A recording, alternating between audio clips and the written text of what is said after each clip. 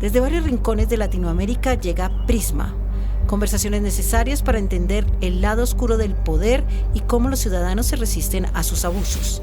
Él se viene a las 5 de la mañana, se viene de Turumo con unos amigos y él va subiendo las escaleras. Eso fue a escasas horas de él cumplir 26 años de edad. Él iba subiendo las escaleras para ir a terminar de amanecer a casa de sus suegros. Cuando él sube ya al final de las escaleras, salen 20 funcionarios. Habla Carmen Arroyo, madre de Cristian Alfredo Arroyo.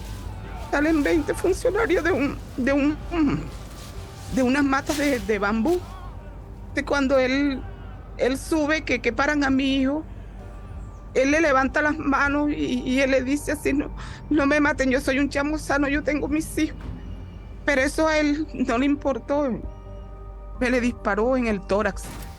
Con el único tiro que ellos saben dar, me ejecutaron a mi hijo ahí. En esta tercera temporada, el Centro Latinoamericano de Investigación Periodística CLIP trae personajes que nos ayudan a entender el lado oscuro del poder. Bienvenidos. Carmen lleva más de 5 años buscando a que se castiguen a los agentes policiales que asesinaron a su hijo.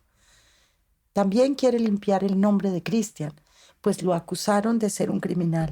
Y cuando le llegaron los antecedentes penales de mi hijo, que le llegaron sus antecedentes limpios, empezaron a montar el parapeto de la escena del enfrentamiento, porque eso es lo que ellos hacen. Montan la escena del enfrentamiento. Disparar primero y averiguar después. Eso es verdad. Y él es Harold, un antiguo miembro de la Policía Metropolitana quien resistió desde adentro la brutalidad policial y ahora, desde afuera, investiga sus prácticas. Los policías tienen luz verde para disparar, después ya asomarse. No, este no era. Están buscando a Luisito y este es Pedrito. Bueno, vamos a cuadrarlo. El término cuadrar es simplemente sembrar o tratar de colocar a esas personas como un infractor de la ley para poder justificar la muerte.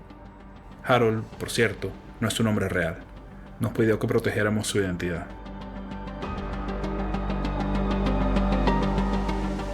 Con ellos dos, en este capítulo de Prisma, abordaremos la dolorosa e impune realidad de las ejecuciones extrajudiciales de jóvenes en Venezuela. Caen a manos de quienes deberían protegerlos. Yo soy María Teresa Ronderos. Y yo soy Juan Rabel. Bienvenidos.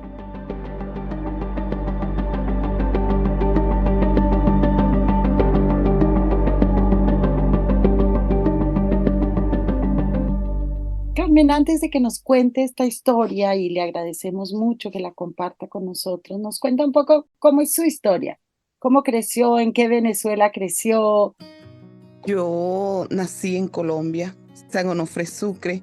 Pasé parte de mi adolescencia allá. Me vine acá a Caracas a los 17 años de edad, porque aquí estaba mi mamá, estaban mis hermanas, que es mi segunda patria, pues, porque aquí desde los 17 años hasta hoy que tengo 56 años de edad. ¿Y cómo fue esa Venezuela en la que usted creció? Bueno, una Venezuela hermosa, bonita, una Venezuela con calidad de vida, una Venezuela que con el sueldo mínimo que se ganaba aquí, vivíamos súper bien. No era que yo por vivir en un barrio no era que era millonaria, pero sí me podía dar mis lujos y tener mis comodidades que hoy en día no se puede tener. ¿En qué zona de Caracas vivía cuando crió a su hijo? En la Dolorita de Petare, hacia las Filas de Mariche. ¿Cómo era la relación con la policía ahí en ese momento? O sea, ¿cómo era el tema de seguridad en ese momento en Venezuela? Bueno, era mucho mejor que ahora, porque ¿qué pasa? Que ahorita disparan primero y averiguan después. Uno se sentía seguro, pues, con los cuerpos policiales, cosa que hoy en día no ocurre, no sentimos esa seguridad, porque a veces en los barrios comentamos que nos sentimos más seguros con los delincuentes al margen de la ley a con los cuerpos policiales de hoy en día, aquí en Venezuela. ¿En qué momento empezó así? ¿También para usted fue en el momento en que ya llega el nuevo gobierno de Maduro o fue antes que empieza a cambiar esa policía? Antes de que llegara la FAES era la OLP. Desde 2015 a 2017, el gobierno autocrático de Venezuela, encabezado por Nicolás Maduro, ordenó la Operación Liberación del Pueblo con el argumento de que había que combatir la inseguridad en los barrios. Un nombre como ese parece hecho por una acción de ayuda humanitaria o algo similar, pero la verdad es que se trató de uno de los despliegues policiales más represivos y letales en la historia de Caracas.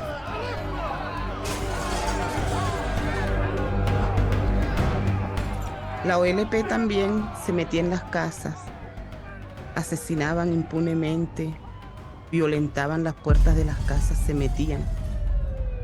Luego, después de que la gente empezó a denunciarlo, a denunciar, la comunidad internacional empezó como que a abocarse un poco a la situación de Venezuela con la OLP y empezaron a levantar un poco la voz, exigiendo que desapareciera ese cuerpo exterminio.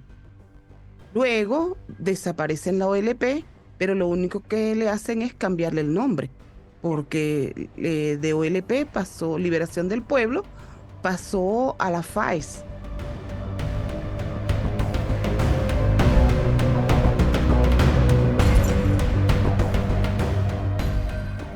Las repetidas denuncias de ONGs locales y de organismos internacionales sobre las violaciones a los derechos humanos de la OLP obligó al presidente Maduro a crear un nuevo cuerpo de seguridad, las Fuerzas de Acciones Especiales, también conocidas como FAES. Pronto se vería que no serían muy distintas.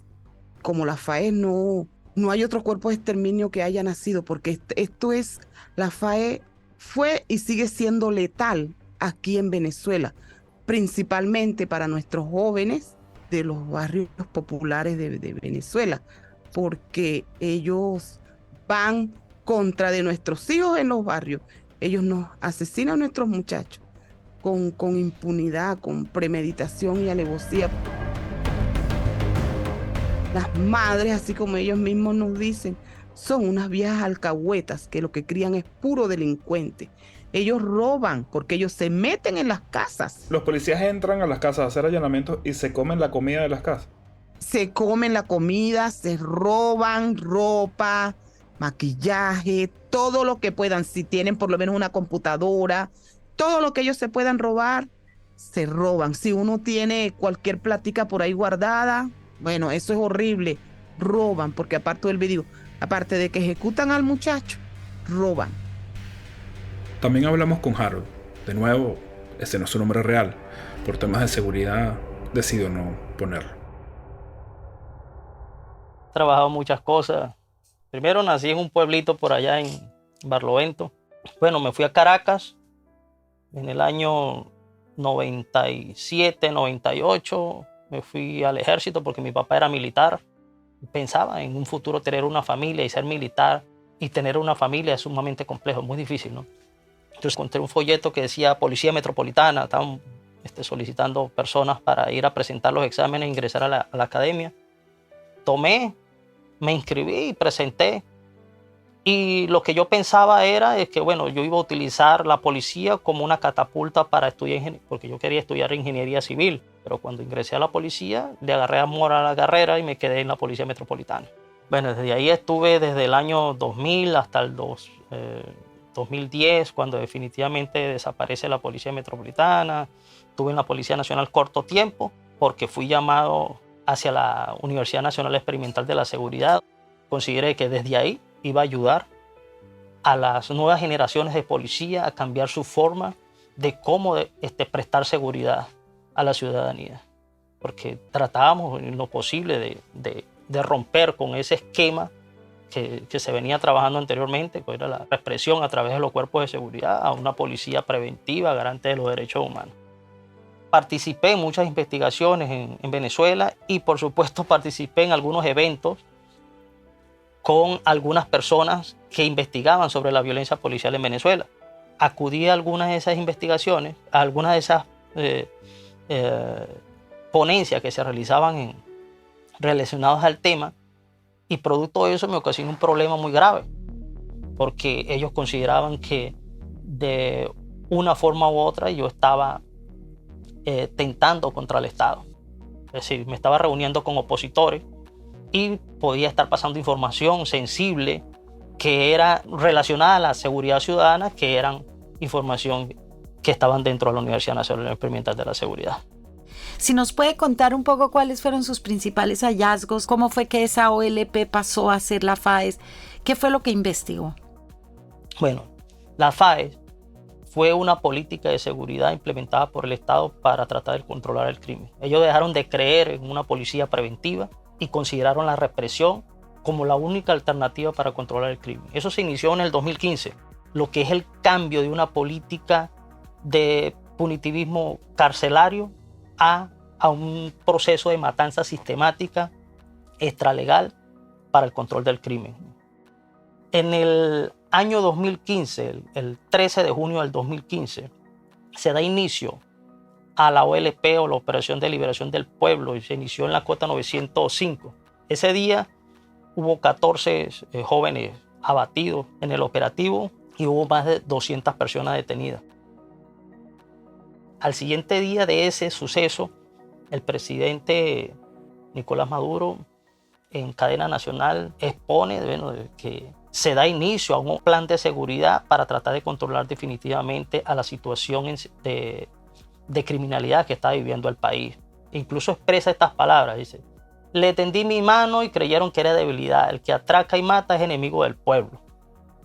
Desde ese momento, desde mi punto de vista, desde el punto de vista de muchos investigadores, se da inicio al proceso de matanza sistemática extralegal como alternativa para controlar el crimen. Y se le da luz verde a todos los cuerpos de policía a nivel nacional para matar sin ningún tipo de investigación.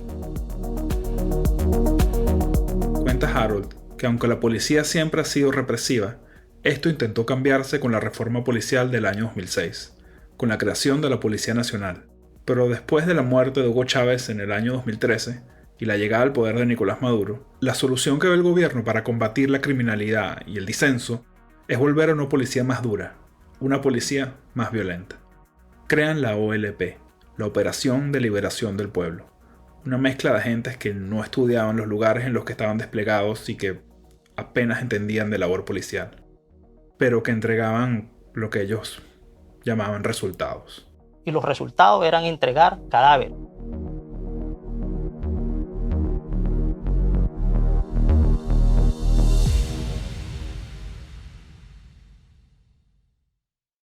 Puedo hablar muy brevemente de la diferencia entre cuando la policía está un poco más descentralizada a cuando está más centralizado, si eso hace alguna diferencia en la forma como actúan los cuerpos y en estos operativos. Claro, es una diferencia gigantesca. Antes de la reforma policial, vamos a colocarlo del 2009 hacia atrás, después de la creación de la Policía Nacional, cada gobernador, cada alcalde tenía una policía que solo rendía cuenta a esa persona, en este caso el gobernador o el alcalde. Después de la reforma policial centralizan todo el poder. Es decir, si yo como Ministerio de Interior y Justicia yo le daba una orden al gobernador o al alcalde para que esto participara en una operativa, yo como alcalde o gobernador yo podía negarme.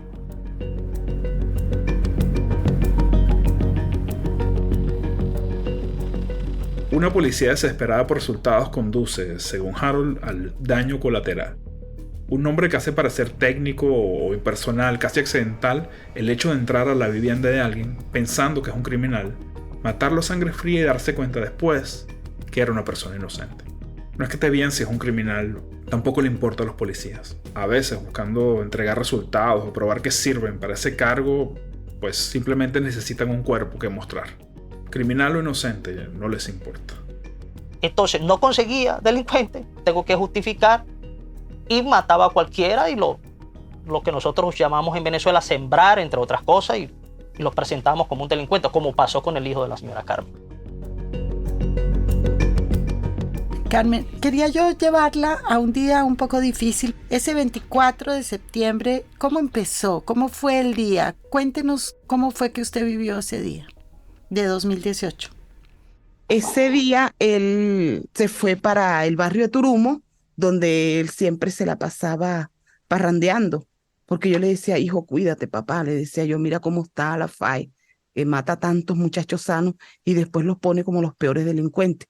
Mi hijo me decía: mamá, yo no tengo problema con nadie, Yo le decía, hijo, yo sé que tú no tienes problema con nadie, pero las balas no tienen nombre. La bala no llega para decirte, quítate tú porque tú no tienes problema con nadie. Le digo, hijo, no te vayas para Turumo, papá, le digo yo a él, porque yo le decía a él así. Y si te vas, quédate, no te vengas en la madrugada. Mira cómo está el grado de peligrosidad que nosotros estamos viviendo en los barrios. No, mamá, tranquila, yo no me voy, me dice él. Resulta que como a las 7 de la noche, yo lo llamo y el niño estaba en Turumo. En la mañana, él se viene, a las 5 de la mañana se viene de Turumo con unos amigos y él va subiendo las escaleras. Eso fue a escasas horas de él cumplir 26 años de edad. Él iba subiendo las escaleras para ir a terminar de amanecer a casa de sus suegros.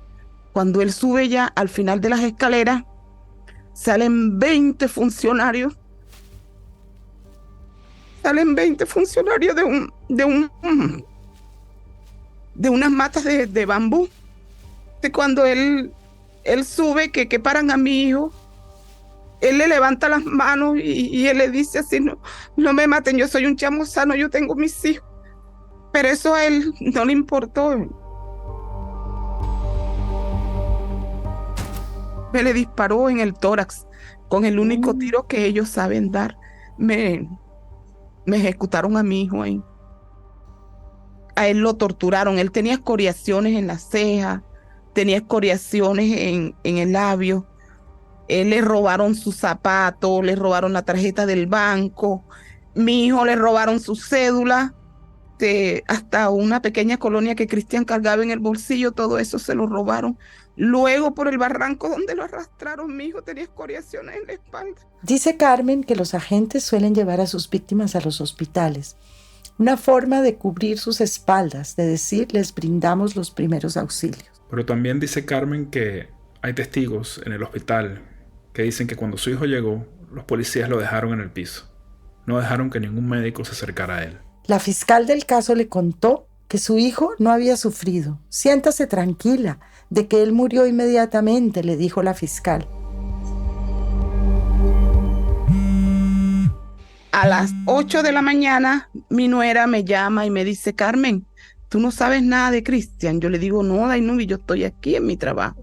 Yo no sé nada de él. No saben ustedes que están allá. Me dijo, Carmen, porque estamos llamando a Cristian desde temprano y no nos dan razón de él.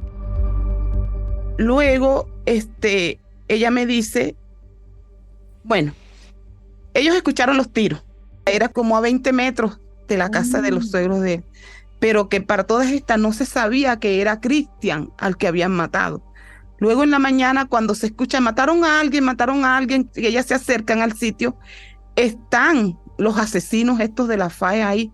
Había muchos encapuchados, habían otros con la cara destapada. Ella pregunta y le dicen, si es uno flaquito que tenía un mechón, búscalo en el llanito porque lo llevamos para allá porque él se enfrentó a nosotros. Nosotros lo matamos, así le dijeron. Se fue para el llanito y cuando ella está allá, ella me llama y me dice, Carmen, vente para el llanito que a Cristian lo mataron. Así, ¿sabes lo fuerte que fue para mí? De yo dejar a mi hijo parado el día viernes a las 7 de la mañana y el martes cuando yo vivo a mi hijo lo vi a las 5 de la tarde, lo vi metido en una urna. Eso para mí fue demasiado y sigue siendo demasiado porque mi vida me la cambiaron a raíz de eso. Ya uno más nunca vuelve a ser la misma persona.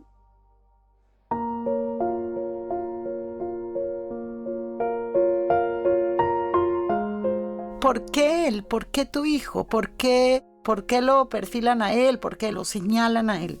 Mi hijo era barbero y era deportista porque le gustaba mucho el básquet. Cuando tenían que organizar los torneos, él se encargaba de organizar los torneos.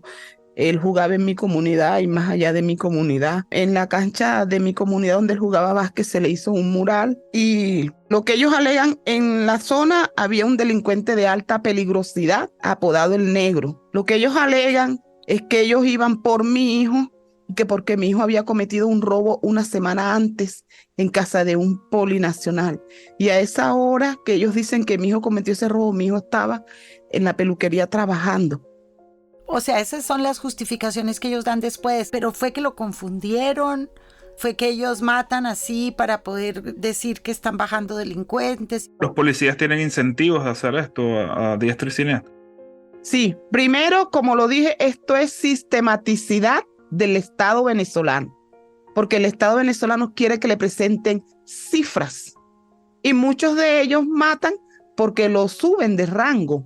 Entonces, ellos llegan... Algo así como los falsos positivos de Colombia. Exactamente, aquí son los falsos positivos de Venezuela, que uno se pregunta quién dio la orden y quién sigue dando la orden y por qué ellos ejecutan esa orden que le dan, porque en ellos está negarse a no matar al muchacho. En el caso de mi hijo fueron 20, ¿verdad? Como yo digo, no pudieron neutralizar a ese solo muchacho, que él no iba armado, que lo único que él llevaba era una botella de cerveza en su mano y la camisa en su hombro, era lo que mi hijo llevaba. Entonces ellos tienen que presentar cifras. Matamos tantos delincuentes, neutralizamos, porque eso es lo que ellos dicen, neutralizado tal delincuente en tal barriada, como le pusieron a mi hijo, neutralizado Cristian Alfredo Charris Arroyo Arias, el peluquero. Esto no sucede en residencias de clase media, esto sucede en las barriadas populares de nuestro país Venezuela. De mi país Venezuela es que sucede esto. Porque, vuelvo y repito, para este gobierno, todos los que vivimos en los barrios somos delincuentes y todas las madres criamos puros delincuentes.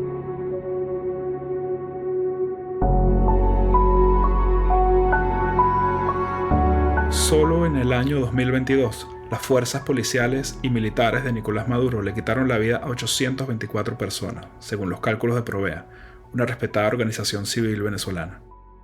Y casi todas ocurrieron en operativos de seguridad ciudadana. Según Human Rights Watch, desde 2016 casi 18.000 personas han muerto a manos de las fuerzas del Estado venezolano. Y la Oficina de la Alta Comisionada de las Naciones Unidas para los Derechos Humanos ha dicho que muchas de esas muertes violentas pueden constituir ejecuciones extrajudiciales.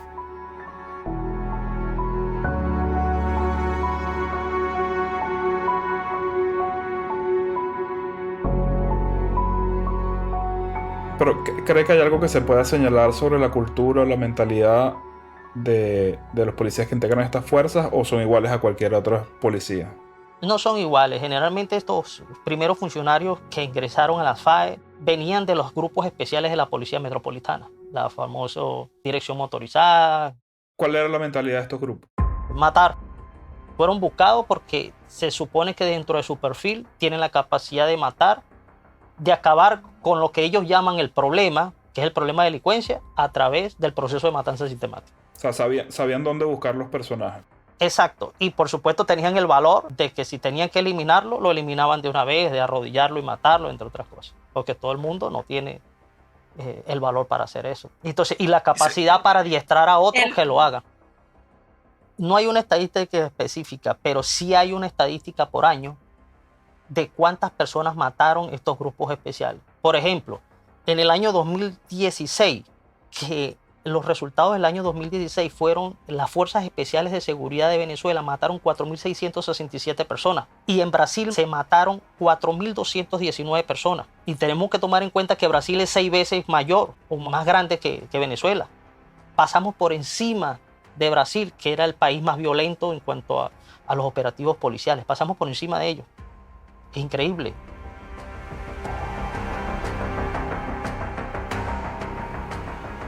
¿Nos podría decir, en el caso que contó la madre que acabamos de escuchar, qué de lo que escuchó ahí corresponde exactamente con el tipo de modus operandi de estos operativos? Disparar primero y averiguar después. Eso es un tema importante, eso es verdad. Cuando se implementa la OLP, la Operación de Liberación del Pueblo, después el FAE, después la DCDO, después DIE, los policías tienen luz verde para disparar, después de asomarse, no, este no era, estamos buscando a Luisito y este es Pedrito. Bueno, vamos a cuadrarlo. El término cuadrar es simplemente sembrar o tratar de colocar a esas personas como un infractor de la ley para poder justificar la muerte. ¿Por qué la mayoría de estos casos quedan impunes? Si tú verificas datos estadísticos de la policía, cuando aparece Luisito muerto en el barrio tal y al final aparece observación, resistencia a la autoridad. Todos los casos de muertes del año 2015 para acá son resistencia a la autoridad o ajuste de cuentas. Más nada, no hay otra cosa. Ese es el término que se le ha dado. Y, por supuesto, la teoría que trato yo de explicar es la famosa luz verde. Me refiero a la luz verde del semáforo, que cuando está en verde nosotros podemos pasar. Cuando está en amarillo es como latente, si paso o no, dudoso. Y cuando está en rojo, bueno, nadie pasa. Bueno, la policía nunca ha estado en rojo. Desde la historia en Venezuela, desde que se iniciaron los cuerpos de policía en Venezuela, nunca ha estado en rojo. Siempre ha estado en amarillo, verde, amarillo, verde.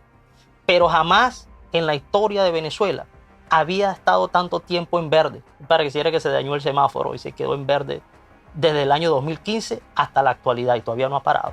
Es decir, esa luz verde que tienen los cuerpos de policía para matar no solo es para los cuerpos de policía, sino que hay una orden directamente para el sistema de justicia, en este caso los tribunales y la fiscalía, para no investigar este tipo de casos.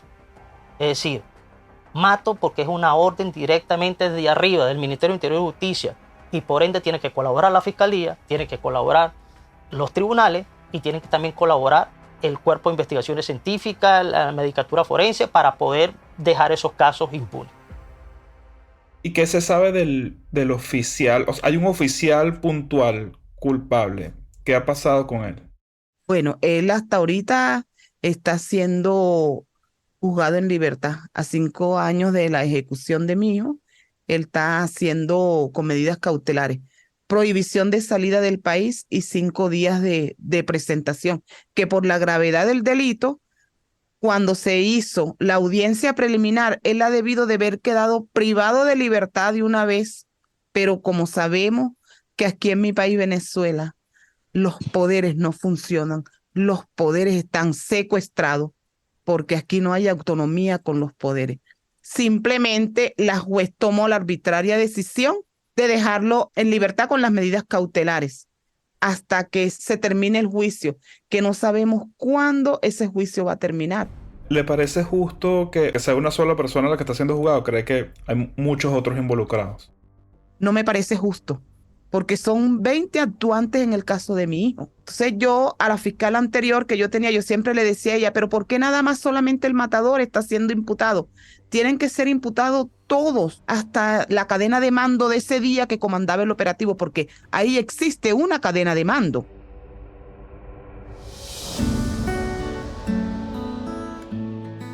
Señora Carmen, después de escuchar su testimonio, lo que pasó con su hijo, entendemos que usted convirtió, todo esto en acción y que nació una organización que se llama Madres Poderosas. ¿Nos puede contar cómo nace y qué hacen las Madres Poderosas? Bueno, en un principio no se iba a llamar Madres Poderosas. Yo quería hacer una fundación a nombre de mi hijo, Fundación Cristian Alfredo Charri Arroyo, para concientizar a los muchachos que ellos tenían que cuidarse mucho, que si los mataban dentro de sus casas, que se dejaba para ellos que venían de parrandear a altas horas de la madrugada, como le pasó a mi hijo. Luego se me unió una madre, ya se iba a llamar Cristian y Guillermo José, se iba a llamar la fundación. Entonces luego se nos fueron uniendo varias madres, y entonces se vio como egoísta de que se llevara el nombre nada más que de Cristian y de Guillermo. Entonces es de ahí donde un amigo nos puso un día como que ustedes son unas madres poderosas. Y bueno, y nos gustó el nombre de Madres Poderosas porque ya que se habían integrado más madres, ese era un nombre que nos gustaba, que nos calaba, de saber que habíamos no solamente 2 madres, sino que habíamos muchas madres denunciando las ejecuciones extrajudiciales de nuestros hijos, la violación de su derecho a la vida. ¿Y usted no tiene miedo? O sea, usted es una mujer, muchas mujeres se juntan, muchas madres. También podrían ir contra las madres, no sé si alguna vez lo han hecho, pero ¿de dónde habla? ¿Por qué no tiene miedo? ¿Por qué sigue usted en esta lucha? Porque ya nosotros pasamos por donde teníamos miedo. Ya nosotros, al quitarnos un hijo, ya nosotros perdimos ese miedo. No queremos venganza, no. Queremos justicia. Y por eso le exigimos al Estado venezolano esa justicia que se nos está negada aquí en Venezuela. Y vuelvo y repito, por donde teníamos que pasar por ese miedo, ya nosotras pasamos. Ya no tenemos miedo. Yo estando en el Senamec, en la morgue, escucho a mi sobrina que dice, aparte de que lo matan, lo ponen como el peor delincuente. Yo todavía no sabía todo el historial que le habían montado a mi hijo. Y yo le digo, ¿qué? No, vamos a denunciar porque esto no se puede quedar así. Porque ellos no mataron delincuentes. Mi hijo era un padre de familia, hijo, sano, buen hijo era mi hijo. De verdad que sí. Porque aparte de que él tenía su familia, era esa relación de él y yo, porque yo crié a mi hijo solita. Me tocó, desgraciadamente, un padre, paternidad irresponsable, y yo tomé la batuta de papá y de mamá y saqué a mi muchacho adelante. Siempre yo le hago un llamado a esas madres de aquí de mi país que dejen el miedo, salgan a denunciar, porque afortunadamente aquí estamos nosotras. Somos muchos los comités de víctimas que se han ido creando aquí en Venezuela, nos organizamos para exigir justicia porque solas somos vulnerables, pero unidas somos invencibles. Por lo menos yo no tengo nada que perder porque ya a mí no me quedó más nada. Lo único que yo tenía era mi hijo y por el lucho, a raíz de mi hijo, yo también estoy ayudando a esa madre que tiene miedo de denunciar. También estamos trabajando por esos casos. Y como yo lo digo, el asesino se equivocó de hijo y se equivocó de madre, porque yo soy la voz de mi hijo. Agradecerle a Carmen Arroyo, madre de Cristian Alfredo Charris Arroyo, asesinado el 24 de septiembre de 2018, a quien nos ha conmovido con su relato, pero nos llena también de esperanza ver ese poder que tiene y cómo han hecho de una tragedia realmente un origen para crear una fuerza nueva de lucha en defensa de los derechos humanos de los venezolanos jóvenes. Muchísimas gracias a nuestro experto en seguridad, ex policía, ex profesor o investigador de la universidad que se creó en Venezuela, especial para repensar la policía. Muchas gracias, Juan Rabel, colega, productor, humorista. Ha sido un placer tenerte acá en este podcast. Muchas gracias por la invitación y pues bueno, aprendí mucho. No, hay muchas cosas de estas que a veces uno, como yo viviendo en Venezuela, veía las operaciones y en realidad no sabía lo que estaba pasando detrás de ellas. Y bueno, me parece un trabajo necesario el que están haciendo ustedes y lo agradezco. De verdad, muchas gracias por la invitación. Espero haber contribuido mucho en lo que ustedes están haciendo. Nosotros seguimos investigando. Disculpen por tratar de esconder mi nombre todavía. Muchas gracias a todos.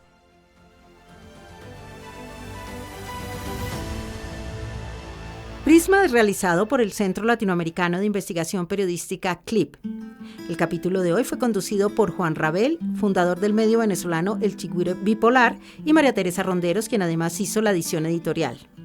La investigación, producción y el trabajo de guiones estuvo a cargo de Luisa Fernanda López y Rodrigo Rodríguez. Edición de Cristóbal Pitot y de Pepperland Contenidos. Música Envato Element. Si tienen ideas o denuncias sobre historias o personajes que nos ayuden a entender el abuso de poder en América Latina, envíenos mensajes a nuestras cuentas de Instagram, Facebook o X o al correo info@elclip.org. Gracias por escucharnos.